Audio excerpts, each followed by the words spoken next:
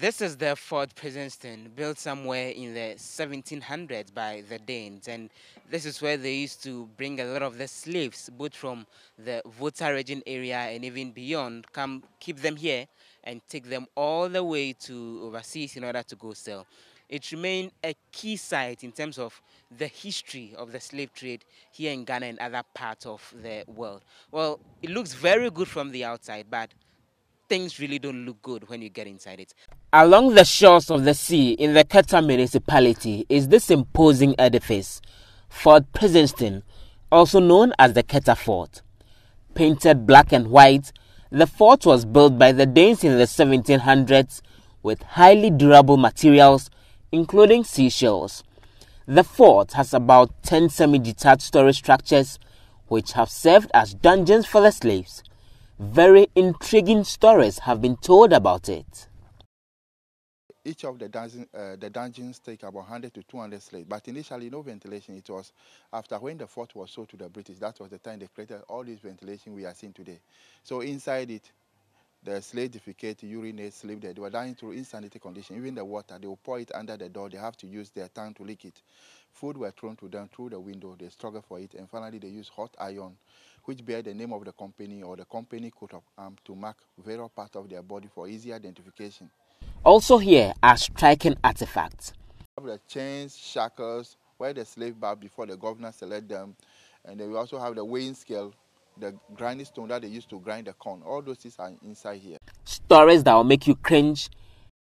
So this is one of the dungeon where the hardened slaves were kept. You know, as you can see over here, the slaves were secured by two. They will chain one right leg to another left leg. With this mentally we are seeing on the ground over here. And the chain over there were used to chain their neck, their leg at that time. And we also have the helmet over there, the mentally cape over there, used by the slave masters. And real stories you would find hard to believe. And at that time too, they realized that the slaves are suffering inside over here. They use their fingernails to scratch both the wall and the floor. They were trying to dig into the building and escape from them. At that time too, our people were, they have powers that when they lean on the wall, they will just vanish. They will just say one or two words, vanish, and then the Danish got to know. They put a mercury in between the walls, and those that attempted got stuck. When the sea was destroying the fort, you can see human remains. Clearly shows that some of them attempted and they got stuck in between the walls of the fort. All this history is on the verge of extinction. The sea has washed away half of the fort. The roof and the metallic gates have rusted. The upper brick structure has developed cracks and almost falling off. The fort have not seen any renovation since then. So 10 years to come, this building will not be.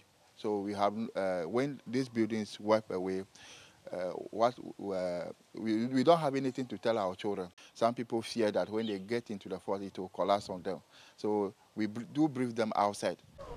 Though a colonial relic, residents say the structure remains part of their history and deserves to be preserved so that never again would future generations indulge in slavery.